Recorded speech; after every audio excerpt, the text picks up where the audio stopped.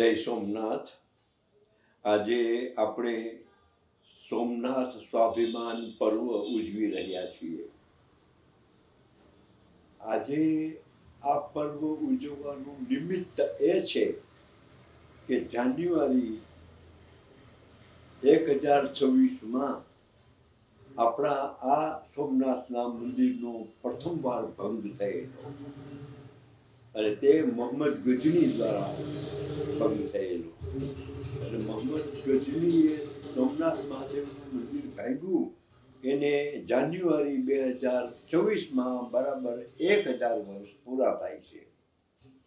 ઘણા ઇતિહાસવિદો 6ઠી જાન્યુઆરી એમ તારીખ બતાવે છે, બરાબર છે, કારણ કે મૂળમાં હિજરી સનમાં લખેલી છે। એ હિજરી સંવત આટલા સાબાન મહિનો અને એનો 22મો દિવસ, તો 22મો દિવસ સાબાન નામનો મહિનો અને હિજરી સંવત 446 એમ એની ઉપરથી ઈસવીસન કાઢ્યા છે। અને આપણે ત્યાં ગુજરાતી ભાષામાં સોમનાથ વિશે સૌથી વધારે વિશાળ કામ કરનાર જુનાગઢના આપણા ઇતિહાસવિદ શંભુપ્રસાદ દેસાઈ છે। એમણે 500-600 પાનાનું એક પુસ્તક લખ્યું, પ્રભાસ અને સોમનાથ, અને એમાં આ તારીખ 6ઠી જાન્યુઆરી મૂકવામાં આવેલી છે। સોમનાથનું પહેલું મંદિર લગભગ 2000 વર્ષથી છે, એટલે પહેલા 1000 વર્ષ એનો કંઈ ભંગ નથી થયો।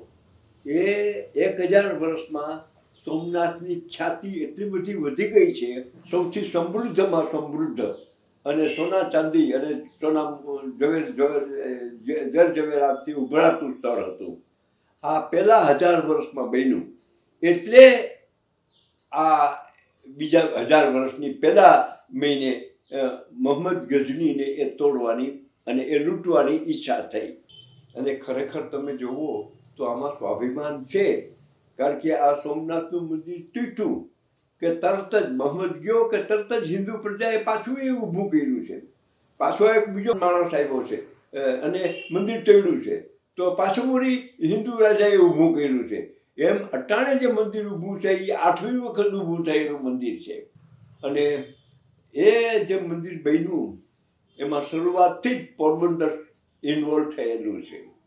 એટલે સરદાર પટેલે ગાંધીજીને પૂછ્યું, ગાંધીજી ત્યારે હયાત હતા અને ગાંધીજી વધારે તે પછી 1 વર્ષે પૂરું જીવવા નથી, તો ગાંધીજીને પૂછ્યું એટલે ગાંધીજી કીધું કે ભાઈ જરૂર બનાવો મંદિર, સોમનાથનું મંદિર જરૂર બનાવો, પણ સરકારને ખર્ચે નહીં, પ્રજાને ખર્ચે બનાવો। એટલે તરત જ ત્યારે સૌરાષ્ટ્રના પંતપ્રધાન ઉછરંગરાય ઢેબર હતા, એને અપીલ કરી કે આને ફાળો આપો। એટલે એમાં પહેલો ફાળો નોંધાવનાર પોરબંદર છે। પોરબંદરના શ્રેષ્ઠ શ્રી નાનજી કાલિદાસ મહેતાએ એ જમાનામાં 1 લાખ રૂપિયા પહેલા નમાવ્યા, અને પછી એમ કીધું કે વધારે જરૂર પડશે તો વધારે આપીશ, પણ આ મંદિરનો ઉદ્ધાર કરો, આ મંદિર ફરીવાર ચણો। એટલે સોમનાથનું મંદિર આજે જે ઊભું છે એમાં પહેલો પાણો મૂકનાર પોરબંદરનો માણસ છે। તો આજે આ સ્વાભિમાન પર્વ ઉજવાઈ રહ્યું છે, એ હિન્દુત્વનો જય જયકાર છે। તમે જુઓ તો હિન્દુ પ્રજા કેવી દ્રઢ છે પોતાના સનાતન હિન્દુ ધર્મમાં, એ બતાવવા માટે આ પર્વ છે। તો આપણે પણ એ પર્વની પ્રસન્નતા વ્યક્ત કરીએ અને જય સોમનાથ કહીને વિરમીએ।